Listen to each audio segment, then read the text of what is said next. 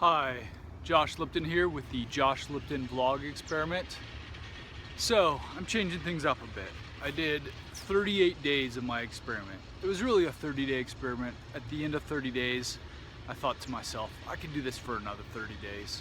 But over the last week, I had some significant ideas and thoughts pop up in my mind, and obligating myself to a daily vlog is not quite in zone with everything I'm doing. What I think I am wanting to continue is, at a minimum, a weekly vlog. So I'll be keeping the vlog alive, and I'll be doing an update at 1 week intervals at a minimum. I may be doing it more frequently, but one of the thoughts that came into mind was I'm not enjoying the pace of the forced feeling of having to vlog every day. I'm enjoying the inspiration, I'm enjoying improving my capabilities, but there's a stress to this, and it's sorry, there's something on my screen here. There's a stress to this, and it's I want to try to eliminate the stress of feeling like I gotta deliver every day. Maybe it's something I'll come back to.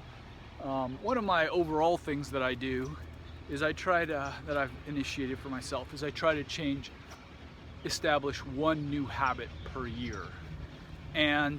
But I also spend the second half of the year experimenting with various new habits, considering if they are a habit that I want to dedicate myself to for the following year. So right now, this is one of the things that I am experimenting with. I'm experimenting with vlogging.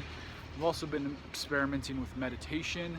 I think I'm going to do an experiment with a stand-up desk, working while standing. I've got some other ideas up my sleeve as well, but so I'm in experimentation mode, and maybe vlogging becomes something that I want to dedicate myself to next year. I don't know. Or maybe I get to the weekly rhythm and then I want to get back to the daily rhythm. But overall, my feeling is I've got the benefit of knowing what vlogging is about. I've got kind of over the initial hump of setting up the equipment, feeling comfortable talking, and to continue to feel dramatic improvements at vlogging, I feel as if I need to kind of dig in deeper. I need to kind of get into wanting to market my vlog. I want to dig into creating stories, to having intros, and I'm just not that excited about that part of it right now. I am excited about doing that eventually for a weekly vlog for my business, and maybe that will work out to me wanting to get back into daily vlogging here as a kind of way to practice. But overall, I'm just not feeling the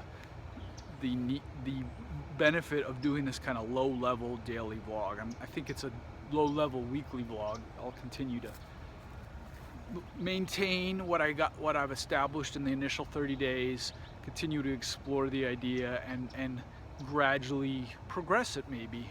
But maintenance and gradual progression will be the main goal with this weekly vlog. And also, it's a record of my thoughts and where I'm at in my life. So I don't know if doing it on a daily perspective, doing it once a week might actually be a little better, because it's more like what's gone on in the last week, and that can kind of be part of what I'm focusing on. There's always give yourself a week. You're always going to have some change, some significant progress, something to talk about. Whereas on a daily basis, it's harder. It's more about what's going on in my brain, not necessarily my overview of things. So it's still serving a purpose in being a record star date,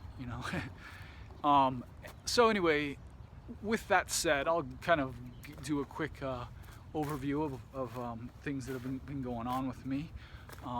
Continuing to push ahead with getting Bike Shop Hub, the new version, live. There's a lot of stressful things going on there, between having to change things up with my developer, struggling to get in zone with Chad, my designer, but it's slowly coming together.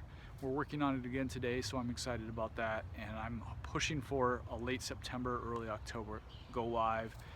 I'm also getting slowly getting in zone with email marketing, learning to use Just Uno and Klaviyo. I'm deploying those on Local Basket, which doesn't have any customers yet, so it makes it kind of hard to really do anything there, but you know, still gives me a place to mess around. And speaking of getting customers, I think we're in rhythm to get Local Basket launched the week we get back. So 2 weeks, we're going on a trip to New York and Cincinnati, leaving on Saturday, but when we get back from that the following week, I think Local Basket will go live. Not sure what splash we're gonna make other than just saying on maybe on my personal Facebook, hey, this is live, saying to you know, just a little pushes, but then trying to get the email marketing thing running smoothly, then get into Facebook advertising, which I think will be our main advertising channel, but still have to figure out a lot there, so that may take a month or two to figure out and really start bringing in the customers. But anyways, all these things are coming together. The other thing that's coming together on a personal level is, well, I don't know if it's coming together. I kind of had an epiphany yesterday. I'm reading Ego is the Enemy by Ryan Holiday, also the author of The Obstacle is the Way. And I'm realizing how much ego has played into all my decision making, basically throughout my life, but really it's interesting to look at how it's dramatically altered my course over the last 5 years. And I am ready to try to start battling my enemy of ego, trying to come to terms with it and trying to move away from goals that are like move away from spreading myself thin because I have too many goals driven by ego, and trying to narrow my goals down. And I quickly wrote down a list of goals for myself after getting in this mindset yesterday. I wrote down 6 goals. One of it is a goal that's actually happening, that I've achieved, which is having Melanie not work while the children are not in school, and we've done that almost. We're on course to doing that for 4 years now, and I think we'll be able to pull it off for another 3 years, though getting her to help with some of the business during that last 3 years is going to be a very critical and helpful piece to making this goal work. So we've got a goal and it's working, but there's other pieces missing. And the next goal for me that I really need to focus on is just getting my business stable. I have a goal that I've won, which is basically getting Melanie to not be able to work, which allows us to have a lot of it's basically the goal of our family, to have a happy family, to be raising our kids. But the problem is now that I'm stressed out all the time. I'm not able to enjoy the results of that goal like I would like to, and so I am now, that's my new goal, is to get things stabilized. And specifically, the way to achieve that is to increase my income level. And I have a specific goal in mind. I'll be targeting that. And a big point of this is to not go for too big of a goal. To make, what is the minimum goal? What are the things that are important to me? And really go after that goal with intensity. Not having some massive goal that's in the way of other achievements or goals, but just saying this is what, boiling it down and saying this is it. But on top of that, I'm thinking of a hierarchy of goals. I made a list of goals. So I achieved this first goal, and what's next?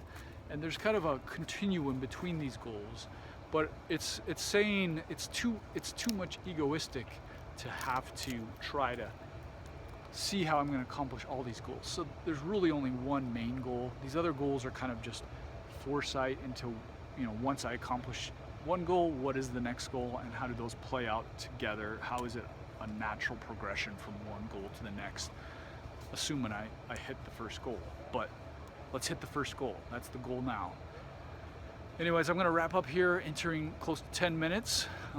This has been the new version of the Josh Lipton vlog experiment. Thanks for listening, and you'll see me sometime in the next week or so.